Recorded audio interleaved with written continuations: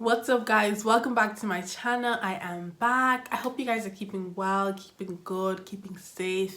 I know there's been a lot going on, guys, recently, and I just hope that you guys have been able to preserve your mental health. I know for me, I couldn't even sit down to record, and I didn't even feel good sitting down to record either, because I'm just like, so much is going on in my mind right now. Like, I can't even sit down and fake it.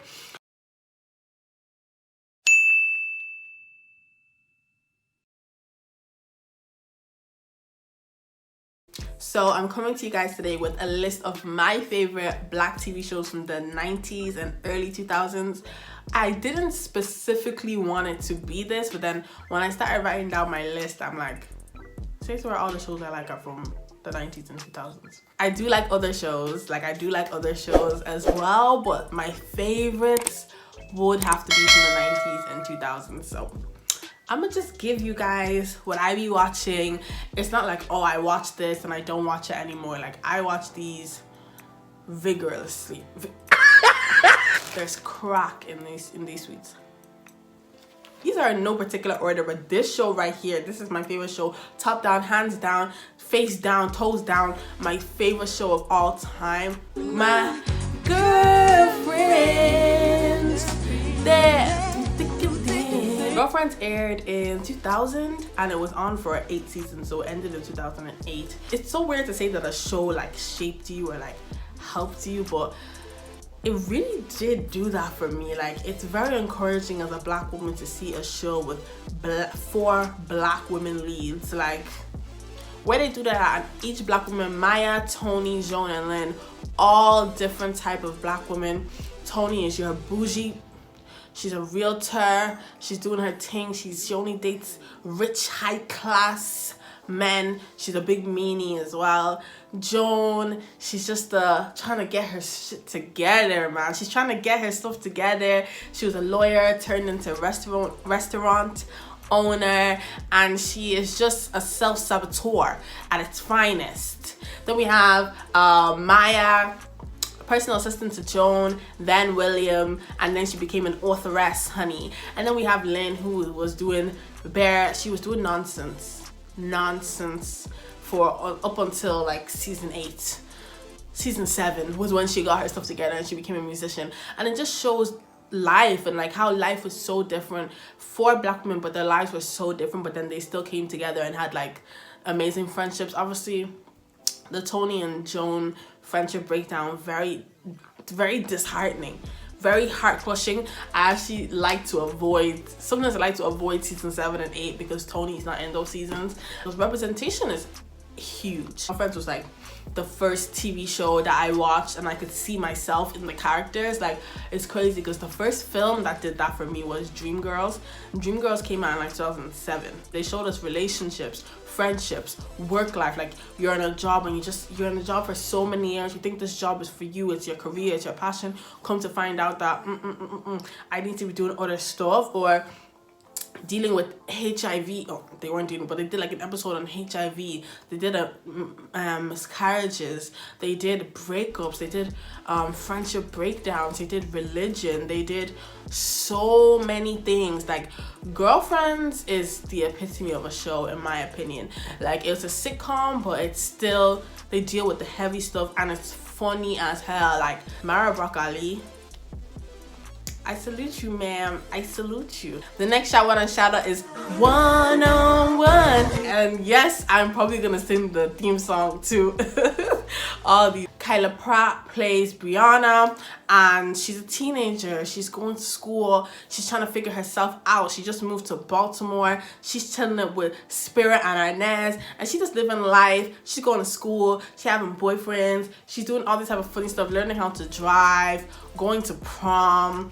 Every episode had a new storyline, like new plot, and then instead had like ongoing plots, like relationships and jobs. And that's what I love about sitcoms. I don't really enjoy sitcoms or TV shows that change with every episode. I'm not really a fan of those. I like to see character development, and I love seeing characters grow up, and you can really see that in OneOnOne. Like, when the show starts, she's like 14, and then in season 5 she's in college, she's doing her thing, and you might know that series finale was a shocker. OneOnOne aired in 2001 and it went on for 5 seasons. 2006 we had Flex, which was Brianna's dad, and he was just a bachelor living his life, doing his thing. He was a sports journalist. So I like stuff like that. I like journalism, I like communications. I'm like, oh, I see myself in you a bit, black man in that profession. Like, amazing to see. We have Dwayne. I think Dwayne is the best character in that show. Like, I love Dwayne. He was always doing some clownery, but he was a real ass friend, man. So the next show I want to talk about is Moishe,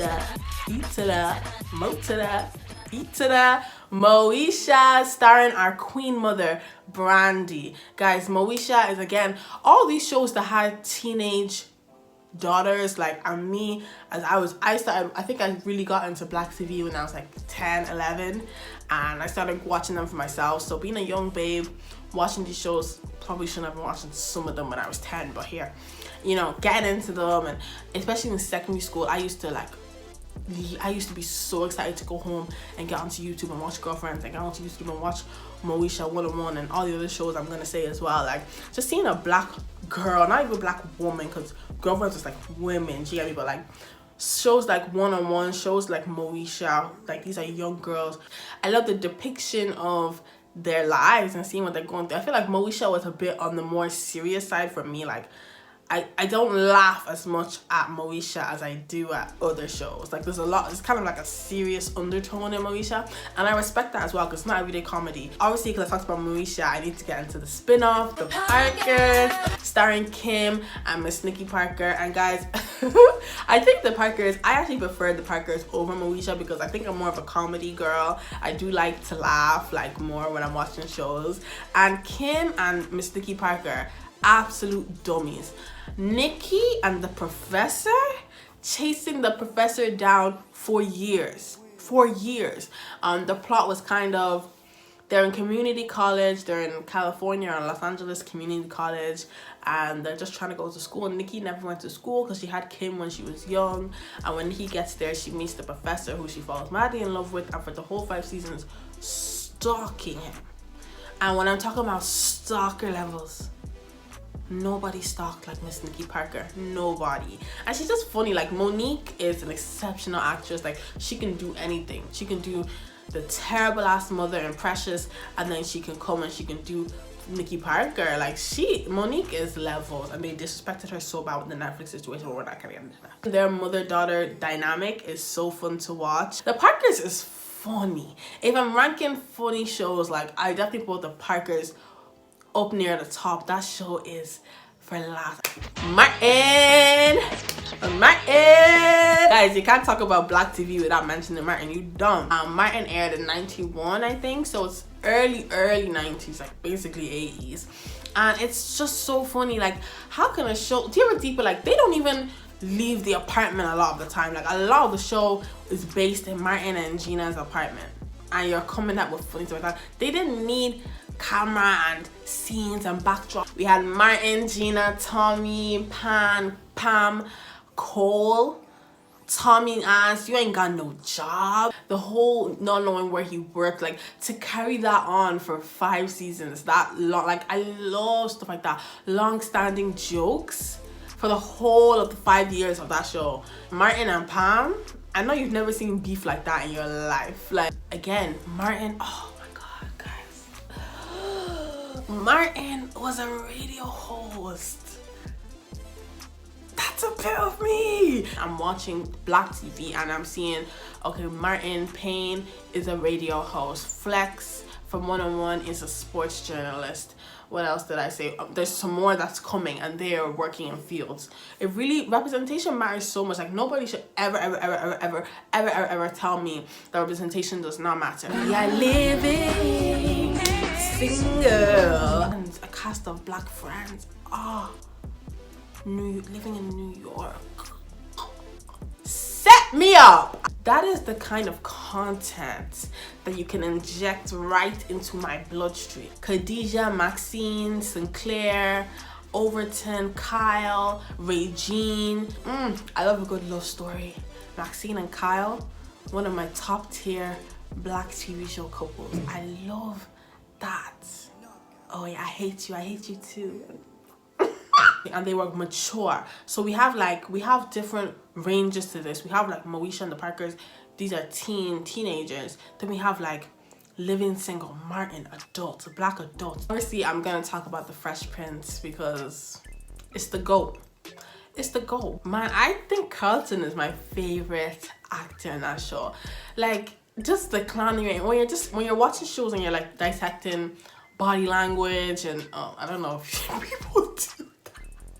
But like me, when I'm watching a show, I look at body language, I look at speech, I look at scenery, plot, everything like that. So Carlton, he just masses everything down to the bone. His stances, his gestures, the faces he makes, like top tier actor. Will, he went on, he wasn't taking no gal seriously. Then he finds Lisa.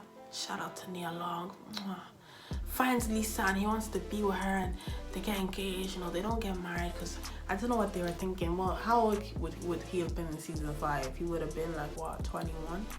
Here I am again looking like a no neck babe. So sick of it. I hate looking like I have no neck. The next show I want to shout out is Soul Food.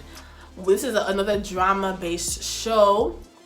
It is the spin-off, or I don't know. There's the movie Soul Food, and after the movie came out, then the series came, and it's not the same actors, but it's the same characters.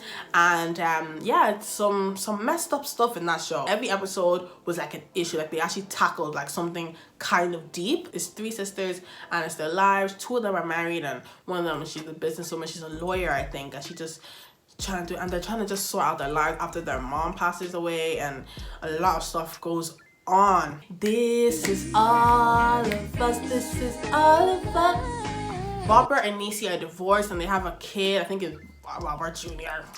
And he's with Tia now. I don't know if he's married to Tia, but do they live together? I think they might. All of Us is an underrated show, mainly because you can't, like, if you're watching it on Trouble back in the day, then come. But like now, like, it's very hard to find All of Us episodes, and it's really jarring. Niecy is like they want to paint her off like the bitter divorcee, but I don't think she's bitter. I just think she's a boss. Tia is sweet. She's a school teacher.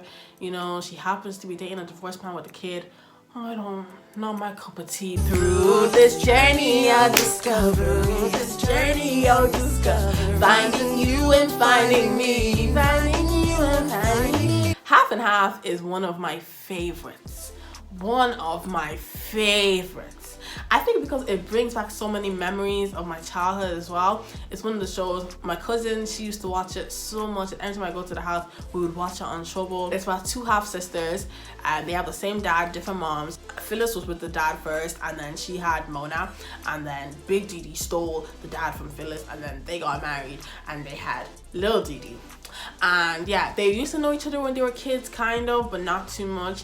Then they grow up and the dad is more with Big Didi's side, but then they move into the same apartment, and so then that's how they get close. And like even Big Didi and Phyllis, the moms, they have like a beef, but it's very funny, and it's very funny to see like the shade, the comments. You live for it. Mona was a music exec. Once again, a bit of me. Now, Half and Half is so underrated. I think it only has like 4 seasons. Again, black women as the lead. There was Spencer. He was like a prominent male lead. How they do that? How they do that? Again, black love. Even JT, you love to see it. Obviously, they went through some crap. I can't remember how the show ends, but I believe by the grace of God they got back together, but I feel like that show was cut off short. It's only 3 seasons to that show. Janie was so funny. She always put in her mouth where it does not concern her, and we love to see it. Nick was an absolute clown. Eva's again mature. I would see my wife and kids, like, again, a top tier show. You really find a show that every character is funny. Show me a character in My Wife and Kids that's not funny and I will tell you your line. Jay, Michael Kyle, Junior, Katie, Claire, Franklin, Tony. Who's not funny there? Who? Okay, maybe Vanessa is not funny, but she has said some funny stuff. She has. I really wish that they kept Megan Good as Vanessa, but we're not gonna get too much into that. Switched up the Claires as well. I like to avoid season 1 for that reason, but it's bad. I shouldn't avoid it. I don't like change. But that's a psychological thing. We don't need to get into that. Michael Kyle, the type of agbaya dad that you're looking for. Like, every episode means something, even though every episode is a different topic. And I did say to you guys, I don't like stuff like that, but they had ongoing storylines as well that made so much sense. And the main plot of the show is how Michael Kyle is a clown. Okay, I'm just gonna shout out the Proud Family, an animation, a black animation where they do that. That's So Raven. If you don't, and Everybody Hates Chris. I don't want to delve into them, but those are 3 that are making a lot of sense as well. My dad is very much into TV shows. Like, my dad can binge watch shows. Like, my dad is into black TV, and I think that's actually where I love you, Dad. I think that's where I've been slouching. That's why I have no neck, because I've been slouching. I think that's where my passion or my love for TV comes from. Like, I remember watching Dreamgirls with my dad. Like, every black show I was exposed to before I started like having my own phone and watching stuff myself was from my dad. So my dad would always burn out Tyler Perry movies and Tyler Perry films and TV shows. House of Pain. A lot of people don't know it, but House of Pain. I started watching House of Pain again like 2 days ago, because I'm like, I want to know if it was only good when I was watching it when I was a kid, and 2 years ago when I was, how was I 2 years ago? 19. I'm old.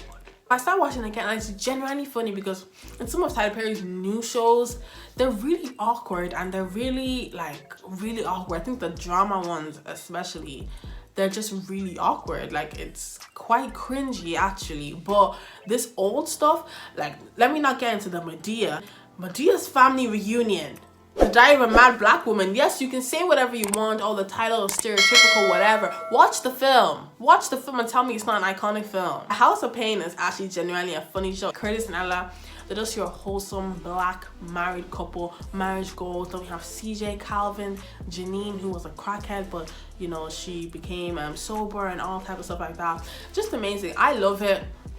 And Tyler Perry, I know he can be on, like, a lot of people have like something like he's just a bit like capitalizing off black issues and black stuff. That's what I was seeing on Twitter anyway. But I enjoy him. Like, Medea's family reunion is so good. So good. The Diary of a Mad Black Woman, so good. Daddy's Girls, so good. The Family That Prays, so good. I just finished watching Insecure. Issa girl, really? I don't know. I personalize TV too much. I feel like I'm their friend. I feel like I'm in the show with them, especially if it's done right. I really feel like it's real. So Issa and Lawrence, I don't know how I feel about that. Molly and Issa's friendship, I just feel like, damn, like, it's so uncomfortable. Like, it's really uncomfortable. But I love watching shows and feeling uncomfortable. But I just feel like things can turn, it really turned sour between them. But I would hate to see them never be friends again. Oh, it gave me Joan and Tony flashbacks from Girlfriends. Like, literally that was when I saw the direction that the season was going in, which I really enjoyed this season. I think I enjoyed the last season a bit more, but I really enjoyed season 4. If you want me to do a reality TV version of this, I will most definitely do a black reality TV shows that I've watched and I've loved. Or if you want me to do a modern day black TV shows that I like, because I did like Empire. Yes, it fell off, and yes, I haven't watched the past 2-3 seasons, but when it was going good, it was like, guys, when Empire dropped, that was some good stuff when it dropped. I hope I've brought you guys some nostalgia, something to just watch and take your mind off stuff. Thanks for watching, guys. God bless you. Have an amazing week, and I will see you guys soon. Please sign all the petitions you see. Do not be lazy. Donate where you can. Protest where you can. And please protect your mental health. Protect your mind.